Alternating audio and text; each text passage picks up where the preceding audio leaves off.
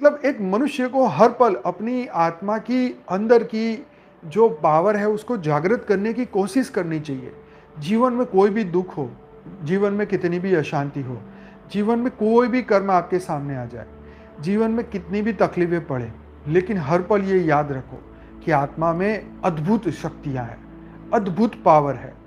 प्रश्न ये है कि हम प्रश्न में उलझ जाते हैं, प्रश्न ये है कि हम दुख में उलझ जाते हैं, प्रश्न ये है कि हम चिंताओं में, टेंशन में, स्ट्रेस, तनाव में हम उलझ जाते हैं। और उसी के कारण जो है, उसी के कारण जो है हम लोग जो है हम फंस जाते हैं। हम मजबूर हो जाते हैं कि मन की बकवास को हम रोक नहीं पाते। हम उसका गहरा अभ्यास करते हैं। ठीक है, जैसे हमने किसी से दुश्मनी कर ली, तो अब वो दुश्मनी का जो अभ्यास है वो इतना पक्का हो जाता है कि बार बार उस व्यक्ति का नाम दिमाग से निकलता नहीं, उस व्यक्ति के साथ उसका कार्य भी जुड़ जाता है, ऐसी मेमोरी जुड़ जाती है। जैसे आपने किसी थर्ड व्यक्ति के साथ में आप बात कर रहे थे, अचानक उस व्यक्ति का नाम आपके कान में पड़ गया, तुरंत ही वो पुरानी मेमोरी बाहर निकल गई और फिर वो अभ्यास शुरू हो गया। तो यहाँ अभ्यास का खेल है ना।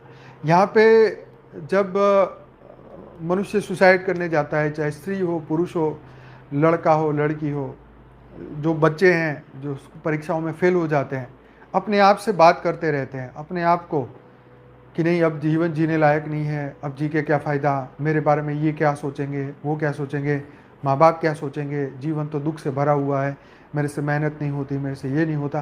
कंटिन्यूस ये थॉट चलते ही रहते, चलते ही रहते, जब तक उसका ब्रेन वॉश ना किया जाए, जब तक ये पुराने संस्कार, पुरानी बातें, उसकी ये चीज़ें जब तक उसका चिंतन बदला ना जाए, उसका चिंतन ही एक जहर बना लेता है।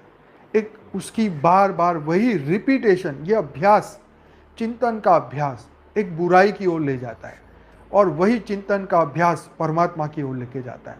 यहाँ अभ्यास की कमी है। हाँ, अभ्यास की कमी नहीं, सॉरी, अवेयरनेस की कमी है कि आप किस तरीके से, किसकी ओर चिंतन लगा रहे हो, क्यों चिंतन लगा रहे हो, इस चिंतन से प्राप्त क्या होगा।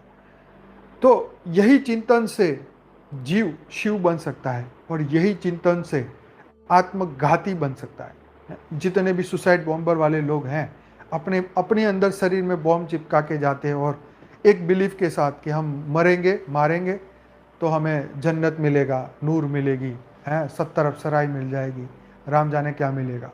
तो ये एक दिमाग में एक बातें पहुंचा दी जाती है और उसके ऊपर अभ्यास, चिंतन कंटिन्यूस, और जो हम सोचोगे, जो सोचते हैं वही हम पाते हैं।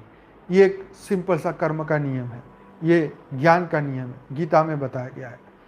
तो इसीलिए अर्जुन को भी बोला कि सबको भूल जा, पूरा ब्रेन का वॉश कर दिया, सभी टेंशन, स्ट्रेस, तनाव को एकदम वॉश कर दिया कि सबको भूल जा, बुद्धि मेरे में लगा, मन मेरे में लगा, तू जिसको ध्याएगा उसी को पाएगा। पूर्वज को याद करेगा तो पृथ्वी लोक में भूत प्रेत बन के ही रहेगा, देवताओं को याद करेगा तो मैक्सिमम स्वर्ग तक जाएगा, असुरों को याद करेगा तो 55 करोड़ नर तैयार है, वो वहीं रहते हैं, वहाँ पे सर्पलोक में जाएगा, और मुझको याद करेगा तो गोकुल धाम या उससे भी आगे शिवपुरी में याद करेगा तो शिवलोक तक जाएगा, उससे भी आगे परमात्मा को याद करेगा तो परम धाम जाएगा। तो बात यह है कि अभ्यास किसका कर रहे हैं, चिंतन किसका कर रहे हैं।